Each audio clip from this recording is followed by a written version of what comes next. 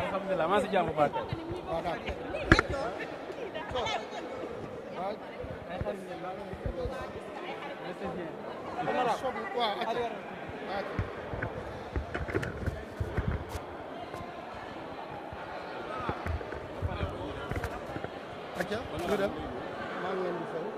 ñëwaatal ñu s'il vous plaît ci li nga xamante ni moom moo waraloon teewaay ji tey jii assemblée nationale.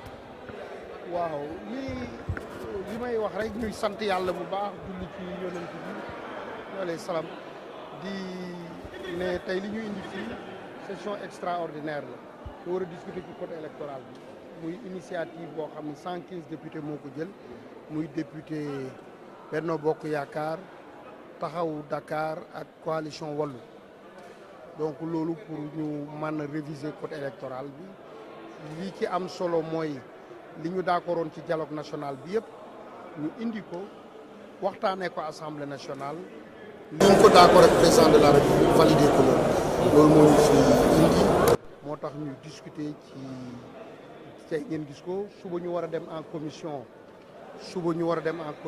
suñu jógee suba commission ñu dem ñëw samedi en plénière donc daal di wax ne loolu yëpp dañu war a sant ne réew mi. dialogue moo am solo dialogue boobu biñ koy def sénégalais yu bëri gëmuñoon ko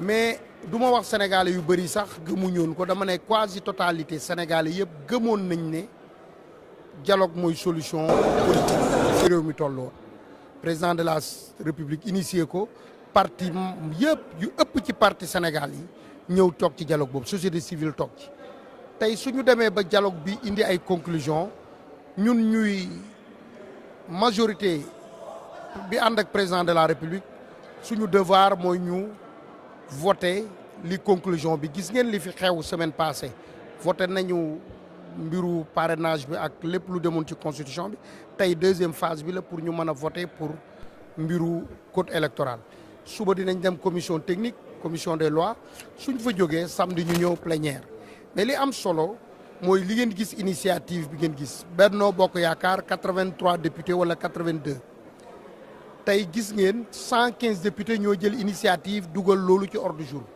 muy wane ne ñu am yaakaar que ne waxtaan bi dina enrichir dina gaaw te dina jural Sénégal njëriñ. yan assurance nga mën a jox ñi am ay doute ci kaaw Khalifa Ababacar Sall ak ki nga xamante ne moom mooy Karim Wade. non xam nga man mënuma wax ci.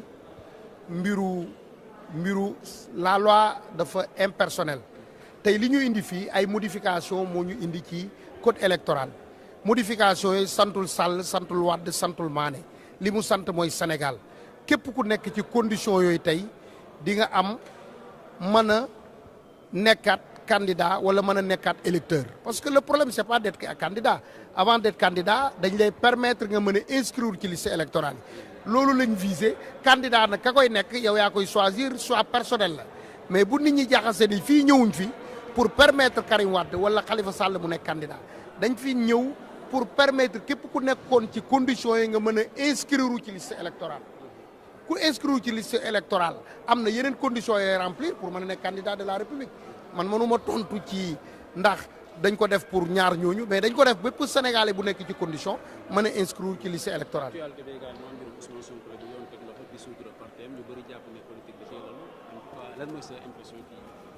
waaw adduna moom su ñu nekkee ci mbir lépp ci lalu politique moo lalu ci lépp yéen ay journaliste ngeen am nga lu ñuy waxee code de la presse da ngeen koy respecté bépp parti politique wala association ci réew mi dafa am lu ñu ko tegal lu mu war a respecté su ko demee nag ba wàcc loolu dafa am ku ñu dénk constitution bi mooy président de la république ku ñu dénk muy doxal di xool mbiru loi yooyu mooy le ministre de l'intérieur dem nañ ba xool ne parti boobu wàcc na yoon wi parti politique war a tege li jikki mooy ñu saluer ko mais waruñu yem ci loolu du question wu Pastef ak violence bi am mais parti politique yu bëri tey amuñu seen raison d'exister dans ce pays il y a plus de 300 partis war nañu gën a continuer loolu ba parti politique bi remplir les conditions ñu mën la dindi nangu liñ la li droit yi ñu la joxoon parce que droit dafa ànd ak ay yelleef.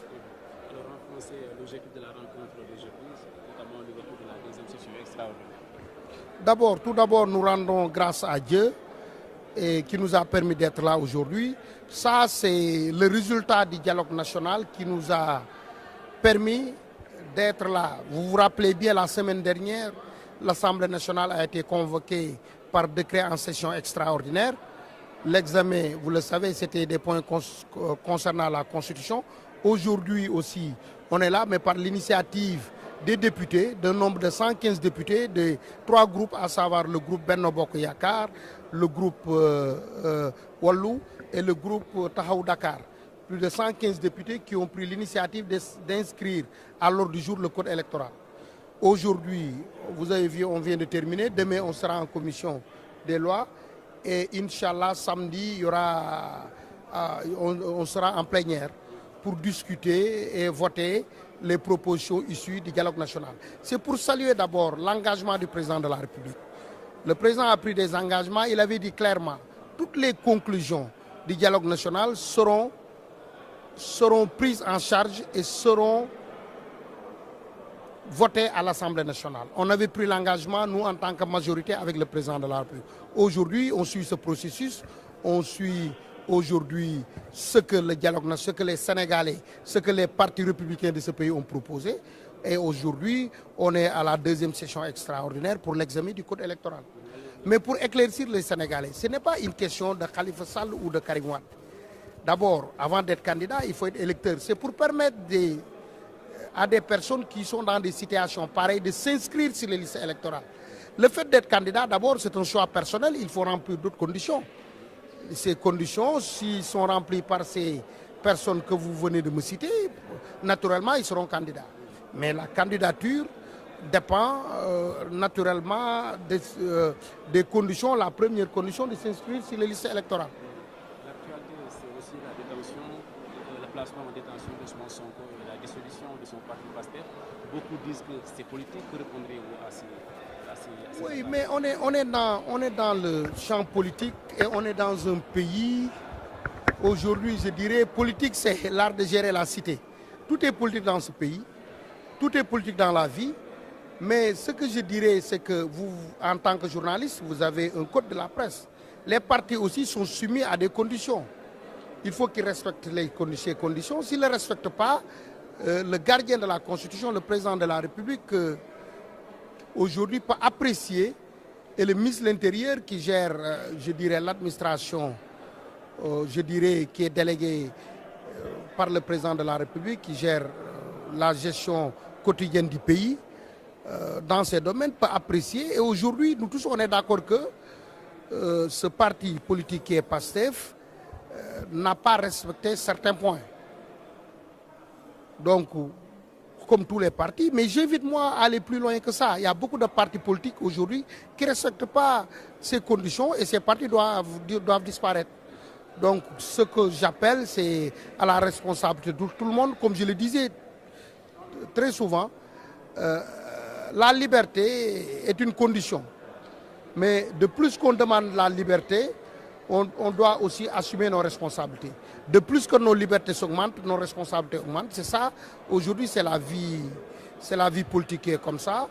Aujourd'hui, j'invite ces responsables de prendre cette chose en philosophie et de se remettre en question parce qu'on est dans un pays, nous vivons dans un seul pays et qu'on est obligé de vivre ensemble et de discuter ensemble et de militer dans des partis politiques.